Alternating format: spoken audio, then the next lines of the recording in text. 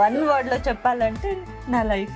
నా సక్సెస్ కి కీర్తి నాకు కీర్తి తెచ్చిందన్నమాట.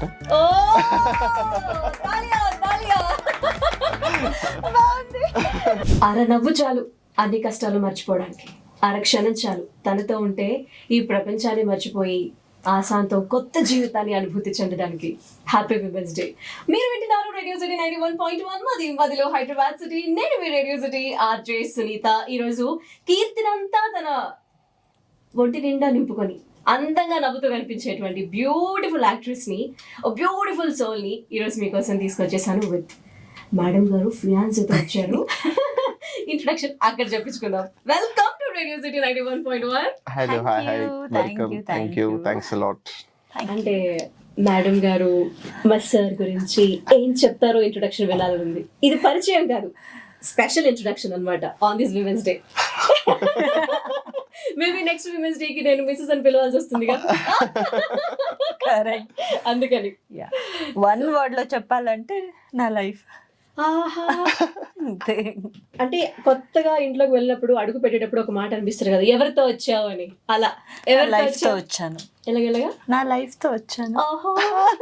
మరి ఇక్కడ so before that happy women's day both of you. Thank you. So ప్రతి ఆడదాని వెనుక ఒక మగవాడు ఉన్నట్టు, సో ప్రతి మగవాడి వెనుక ఒక ఆడది ఉన్నది కామన్ అన్నమాట. సో నా సక్సెస్ కి కీర్తి నాకు కీర్తి తెచ్చిందన్నమాట.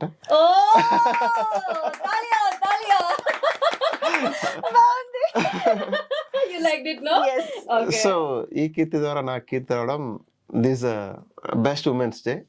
సో ప్రతి ఇంటిలో ఉన్న అమ్మాయిలందరూ వాళ్ళ పేరెంట్స్కి కీర్తి తేవాలని చెప్పి మా కీర్తి ద్వారా నేను అందరికి విష్ చేస్తున్నాను. Happy women's day. సో నేను నా కీర్తితో, నాకు ఆల్రెడీ కీర్తి ఇచ్చిన నా కీర్తితో వచ్చాను అనమాట. ఇంకేం అక్కర్లేదు కీర్తి నీకు. రోజు లంచ్, ఈవినింగ్ స్నాక్స్ అన్ని నిండిపోయింది. Thank you. No thanks. First will celebrate women's day. Yes. మీ ఇద్దరి డే నేను సెలబ్రేట్ చేస్తాను. Thank you, thanks a lot. Women's day అంటే according to Keerthi what is women's day? Women's day అంటే అందరికి లైఫ్ ఇచ్చిందే women. So that women's day ఒక ఏమంటారు జీవం అంటారు కదా, that is called women's day. ఎందుకంటే ఇప్పుడు భూమి మీద ఎంతో మంది బ్రతుకుతున్నారంటే ఉమెన్ నుంచి. So that is called life and జీవం అంటారు కదా, దానికి నేను ఉమెన్స్ డే అంట. గ్రేట్. అసలు చిన్నప్పుడు కీర్తి ఫస్ట్ స్టాండర్డ్, ఎల్కేజీ, యూకేజీ బుడ్ బ్యాగులు పట్టుకొని స్కూల్కి వెళ్తున్నప్పుడు ఏమవుతావు కీర్తి అని టీచర్ అడిగితే ఏం చెప్పేది గుర్తుందా? గుర్తుంది, ఫైటర్. నేను చాలా కొట్లాడుకునేదాన్ని. ఎవరు నా పేరు అడిగినా కూడా నేను కొట్టేసి వచ్చేదాన్ని. సో నేను ఫైటర్ అని చెప్పేదాన్ని. ఎందుకలా కొట్టడం? నాకు కోపం ఎక్కువ. ఎవరన్నా నమ్ముతారా? ఆ ఫేస్ చూసారా? ఇప్పుడు అంతా ఫుల్ ఆపోజిట్, ఉల్టా అయిపోయింది. సో చాలా కోపం. ఇక్కడ ఒక మార్క్ ఉంటది నాకు. ఇది నా చిన్నప్పుడు నాకు పేరు అడిగారు ఒక అంకల్. నా పేరు నువ్వెందుకు అడగడం అని ఆ కోపంలో రాళ్ళు ఉంటాయి కదా ఇల్లు కట్టడానికి అంత, దానికి వెళ్ళి నేను ఇలా కొట్టుకున్నానంట. అది చాలా సీరియస్ అయింది. నేను ఇంకా ప్రతికూలండి లోపల చిన్న రాళ్ళు ఉండిపోయింది. అది ఆపరేషన్ చేసి అది ఇంకా ఓకే చిన్నది. ఇంకా ఎవరైనా అడిగితే దేనికని అడిగితే నేను ఎవరికి చెప్పను. నాకు కూడా గుర్తులేదండి. నిజమే. సో అంత కోపం. సో ఎవరైనా అడిగితే ఇలా చూపించదాన్ని అంతే. ఇప్పుడు చెప్పాలి, ఎప్పుడు ఎలా పరిచయం అయింది మీ ఇద్దరికి? పరిచయం అంటే 7 years ఆఫ్ ఫ్రెండ్షిప్ అంతే. Friendship first day friendship last year. అంతేనా? 7 years back connected over the phone అంతే అనమాట. సో బికాస్ నేను చేస్తున్న ఫస్ట్ మూవీకి కీర్తి నేను అప్రోచ్ అయ్యాను అనమాట. సో బికాస్ హోమ్ లీగ్ కనపడుతుంటుంది సోషల్ మీడియాలో.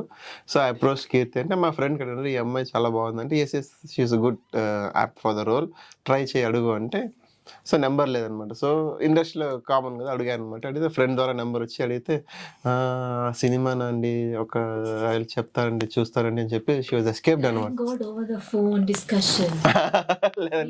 ఏంటి అడగలేదు, అడిగితే డార్లింగ్ ఏం చేసేది తెలుసు కదా, తెలుసు కదా. సో ఫ్రమ్ దట్ డే మేము ఓన్లీ వోడాఫోన్ టచ్లో ఉన్నాం అనమాట. సో ఐ థింక్ 2016లో. సో ఫస్ట్ నేను కాల్ చేసింది Keerthi 2016 and first I met in 2023లో ఫస్ట్ మీట్ అయ్యాం. Last year February 14th. అది కూడా మూవీ కోసమే. February 14th అన్నారు. అవును, మూవీ కోసమే. బికాస్ గుర్తులేదు. చూడండి, ఫిలిం మేకర్స్ కి, ఎంటర్టైన్మెంట్ పీపుల్స్ కి సండే, మండే, ట్యూస్డే ఏది అనమాట. నేనేమనుకుంటాను, అన్నాళ్ళు ఫోన్ లో మాట్లాడుకున్నారు, మేబీ 14th డేట్ ఫిక్స్ చేసుకుని కలిసారు. అరే నో, అది కూడా లేదు. అయ్యో, అది మాకు అసలు అలాంటి ఇంటెన్షన్ నాకు లేదు, తనకు లేదు అనమాట. సో బట్ ఫ్రీక్వెంట్గా మేము ఓన్లీ బికాస్ ఆఫ్ ఇండస్ట్రీ గురించి మాత్రం నేను చేసిన లాస్ట్ ప్రీవియస్ మూవీ కూడా అప్రోచ్ అయ్యాను కీర్తిని. అప్పుడు at the time she was busy with Manasichi Choodu సీరియల్లో బిజీ ఉంది అనమాట. షెట్వాళ్ళు నాకు కొంచెం బిజీ, నేను చేయలేను అని చెప్పింది. సర్లే ఇంకేం చేద్దాం, చేయలేనంత డైరెక్ట్ చెప్తే మళ్ళీ ఎందుకంటే అని చెప్పి గమ్మున అయిపోయాను. బట్ వన్స్ ఆ మూవీ కంప్లీట్ అయిన హైదరాబాద్ షిఫ్ట్ అనమాట. So because I shifted 3 years back to Hyderabad అనమాట. సో అప్పుడు షోల్ నేను ఇలా బిగ్ బాస్కి వెళ్తాను, ప్లీజ్ సపోర్ట్ చెయ్యి అని చెప్పింది. షూర్ అని చెప్పాను అంతే. ఆ రోజు కూడా అడిగాను. 7 years లో మనం మాట్లాడుకుంది హార్డ్లీ ఫోన్ లో 2 to 3 times అంతే.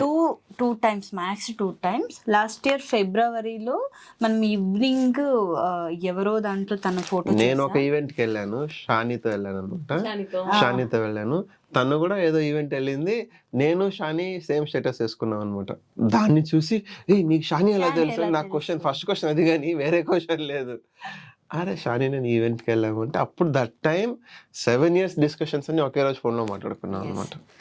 ఆ రోజు 9:30 వి మెట్ అనమాట. ఒక డైవింగ్ అండ్ రెస్టారెంట్ లో, తెలుసు కదా డైవింగ్ అని ఉంటాయి కదా అక్కడ. అది కూడా ఫోన్ గురించి, సారీ సినిమా గురించి మాట్లాడుకున్నాము. నా మొత్తం కాన్సన్ట్రేట్ అక్కడ చాలా మంది ఉన్నారు. అప్పుడప్పుడే బిగ్ బాస్ కొంచెం క్రేజ్ ఉంటుంది కదా, మాస్క్ వేసుకొని కళ్ళు రెండే చూపి తను చెప్తున్నారు ఏం తలగెళ్ళట్లేదు.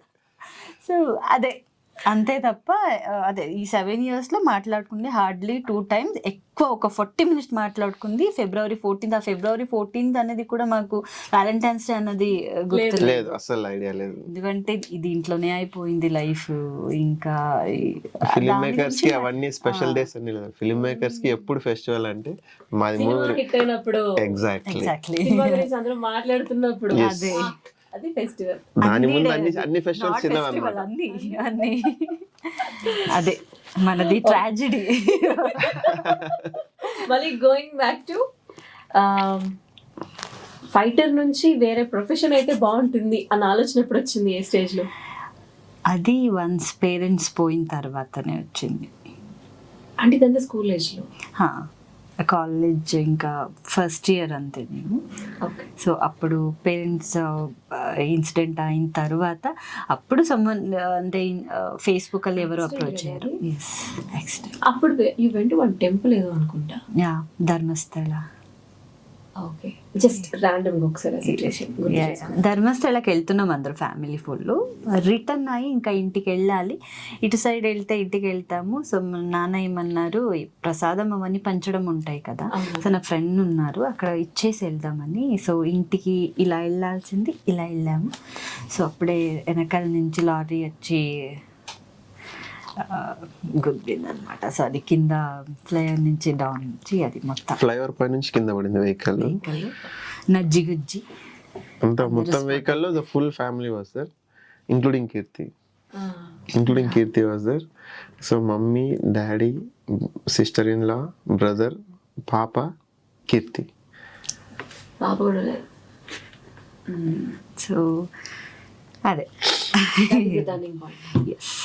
ఫుల్ మొత్తం టర్నింగ్ పాయింట్. సో అంతవరకు లైఫ్ అంటే కీర్తికి, ఆ తర్వాత లైఫ్ అంటే కీర్తికి. పేరెంట్స్ ఉన్నంత వరకు నాకు లైఫ్ అంటే నేను చాలా ప్యాంపర్డ్. తర్వాత నాకెవరు ఒక్క మాట మాట్లాడేవారు కాదు. మా నాన్న అమ్మ చాలా బాగా చూసుకునేవారు. లైక్ నన్ను కింద అంటే నేను ఒక లక్కీ బేబీ. అలాగే నాన్న అమ్మ వాళ్ళది అంటే వాళ్ళది కూడా లవ్ మ్యారేజ్. ఏమీ లేదు వాళ్ళు. నేను పుట్టినప్పుడే నాన్నకి రియలైజ్ చేసేవారంట. అప్పుడు ఒక పెద్ద ప్రాజెక్ట్ వచ్చింది, చేతుల్లో అంత డబ్బులు ఇలా పెట్టుకుని వచ్చేవారంట. సో దట్ లక్కీ అంటే ఆ ఒక ప్యాంపరింగ్లో లక్కీ లక్కీ లక్కీ అని నన్ను చాలా బాగా చూసుకునేవారు. నాకు ఒక ఏమంటే చాలా ఎంజాయ్ చేసేదాన్ని. లైక్ నాకెవరు ఒక మాట మాట్లాడేవారు కాదు. మా నాన్న నన్ను ఒక బ్రాహ్మిన్స్ అమ్మాయిలాగా నన్ను పెంచలేదు. నీకు నచ్చినట్టు చేయి, ఎందుకంటే లైఫ్లో ఇంకా మేము ఎన్ని రోజులు ఉంటామో తెలీదు. సో దట్ నువ్వు ఎలా బ్రతకాలి, నిజంగా చెప్పాలంటే వాళ్ళకే ఫస్ట్ నేను థ్యాంక్స్ చెప్పాలి. ఈరోజు నేను ఇక్కడ కూర్చొని మాట్లాడుతుంటే ద వన్ పర్సన్ మెయిన్ ఎవరంటే నేను నాన్నని చెప్తాను. బికాజ్ ఒక బ్రాహ్మణ్ అమ్మాయిలాగా నన్ను పెంచలేదు. తెలుసు కదా, బ్రాహ్మిన్స్ అమ్మాయి అంటే నువ్వు అక్కడ చూడకూడదు, ఇక్కడ చూడకూడదు, అది చేయకూడదు, నువ్వు నాన్ వెజ్ తినకూడదు, అది ఇది మంత్రాలు అవి అది అన్ని స్తోత్రాలు అవన్నీ చదువుకోవాలి. అస్సలు నాకు టాంబాయ్ లాగా పెంచారు అలా. సో వాళ్ళ మెయిన్ రీజన్ నేను ఈరోజు ఇంత గట్టిగా నించున్నాను అంటే ద వన్ పర్సన్ మా నాన్న. మా అమ్మ కూడా చాలా హోమ్లీ, చాలా హోమ్లీ. ఫుల్ మంత్రాలు అదే ఇదే ఉంటాయి కదా, పూజలు ఎక్కువ. నాకు ఒక్క ముక్క కూడా రాదు, బికాజ్ నాకు అలా పెంచలేదు, అవసరం లే అనేవారు. అదే ఆ ఎంజాయ్మెంట్. ఆఫ్టర్ పేరెంట్స్ వెళ్ళిన తర్వాత నాకు ఫుడ్ వాల్యూకైనా రెల్స్ మనుషులు వాల్యూకైనా పేరెంట్స్ మెయిన్. నేను అమ్మ ఉన్నప్పుడు అమ్మని నేను ఎప్పుడు నేను అమ్మ ఉన్నంత వరకు అమ్మని అమ్మ అని పిలవలే. నేను లక్ష్మి అని పిలవదాన్ని, పేరు పెట్టి పిలవదాన్ని. ఎవరు ఎంతమంది ఉన్నా కూడా అమ్మ పాప నాతో చాలా కోరుకునేవారు, ప్లీజ్ ఒక్కసారి అమ్మ అని పిలవవే అని. అసలు కింద పడినా కూడా నాన్న అప్ప అలా మా కన్నడలో అప్ప అని పిలవదాన్ని, అమ్మని పేరు పెట్టే ఎప్పుడు కూడా పిలిచేదాన్ని. సో వన్స్ వాళ్ళు వెళ్ళిన తర్వాత అమ్మ అంటే ఏంటి, అమ్మ లవ్ కావాలి అన్నప్పుడు అదే. సో మొత్తం కంప్లీట్ చేంజ్. అప్పుడున్న కీర్తి ఆఫ్టర్ పేరెంట్స్ డెత్ మొత్తానికి అన్ని ఉల్టా పల్టా అయిపోయింది. సో ఏమీ లేదు, ఎవరు లేదు, ఫుడ్ లేదు, బట్టలు లేవు, ఏమీ లేవు. అసలు నన్ను నేను కేర్ చేసుకోవడానికి కావట్లే, కాళ్ళంతా రాడ్లు యాక్సిడెంట్ అయినప్పుడు. సో మొత్తానికి ఒక ఏమంటారు, రోడ్లో బెగ్గర్ కూడా బాగుంటారు కానీ అలా ఉండేదాన్ని. సో ఆ తర్వాత ఎవరు అంటే అంత ఫ్యామిలీ అలా అయిపోయిన తర్వాత ఎవరు చూసుకున్నారు అక్కడ మన మ్యాంగ్లూర్లో? మా నాన్న సిస్టర్ కదా, బ్రదర్స్ ఉన్నవాళ్ళు, వాళ్ళు చేసుకుని వెళ్ళారు. బికాజ్ వాళ్ళకి ప్రాపర్టీస్ కావాల్సి వచ్చింది. సో అదే దానికోసం చూసుకున్నారు. తర్వాత నాకు తెలిసింది అదంతా చాలా ఉన్నాయి స్టోరీ.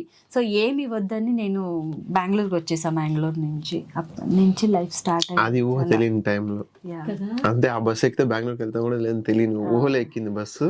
అదృష్టం ఎక్కింది బస్సు కూడా బెంగళూరు బస్సు ఎక్కింది అనమాట. షిలోన్నో అండ్ లిటరలీ తను, నేను చాలా అంటే తన స్టోరీస్ చెప్పడం విన్నాను కానీ తను చెప్తుంటే ఆటోమేటిక్ కళ్ళల్లో నీళ్ళు అలాగే వస్తున్నాయి. నాకు తెలియట్లేదు అసలు, ఆటోమేటిక్గా వస్తుంది. తను ఎందుకు ఏడుస్తుంది, నేను ఏడుస్తున్నాను అలా అలా, అప్పుడు నేను తుడుచుకుని అప్పుడు తెలుస్తుండే అనమాట. And she literally I heard only 10 to 20% of her story అనమాట. అప్పటికే I dissolve my self. So అంతా వెనుకుంటూ కూర్చొని నాకు అయ్యలేదు, లెట్ ఇట్ బి, ఇక్కడికే ఎండ్ చేయండి. బట్ మీకు ఎలాగో ఇన్స్పిరేషను, బీయింగ్ ఎ బాయ్ నాకు కీర్తి ఇన్స్పిరేషన్ అనమాట. సో అమ్మాయిలకే ఇన్స్పిరేషన్ అవ్వాలని లేదనమాట. స్ట్రగుల్ చేసి వచ్చిన అంటే ఇప్పుడు చూడండి, ఒక అమ్మాయికి ఎవరో ఒక హస్బెండ్ ఉన్నాడంటే ఎస్ ఉన్నాడు కాబట్టి ముందుకు వెళ్తున్నారు. ఒక కూతురికి నాన్న ఉన్నారని ధైర్యం, ఒక చెల్లెలకి అన్న ఉన్నాడని ధైర్యం. తనకి ఎవరు లేరని ధైర్యం, తనకి ఎవరు లేరు అస్సలు. మోటివేషనల్ సపోర్ట్ వెనకుండి ముందుకు నడిపించకపోతే మనం ఎట్లా నడిచాం, అస్సలు నడవం. అలాంటిది అందరూ డిజాల్వ్ అయిపోతారు. అలాంటిది తను అంటే అది ఆ విల్ పవర్ ఎలా వచ్చిందో తెలియదు అస్సలు. అండ్ అంటే ఒక్కరోజు మనము తినలేదంటే మనకి we feel that okay fine, ఎందుకు ఈ లైఫ్ అని ఆలోచిస్తాం. అలాంటిది షీ స్టార్టెడ్ ఫ్రమ్ జీరో. అంటే ఈవెన్ తనకి రూట్ తెలీదు, ఏం చేయాలో తెలీదు. అంటే ఒక బీయింగ్ ఎ గర్ల్, అంటే చెప్పడం రాంగ్ అని, బీయింగ్ ఎ గర్ల్ అంటే మనం ప్రతి అమ్మాయి ఒక మీద డిపెండ్ అవుతుంది అనమాట. అలాంటి ఒక అమ్మాయి now she become known for both 2 states, Telugu Andhra రాష్ట్రాల్లో కీర్తి అంటే ఎస్ మా అమ్మాయి అన్న లెవెల్ వరకు వచ్చిందంటే it's because of his father అప్పటి నుంచి పెంచడం. ఆ ఒక ఫైటర్ అనే ఒక ఇచ్చేసారు చూడండి. అది Yes. నిజంగా చాలా గట్టిగా పనిచేసింది.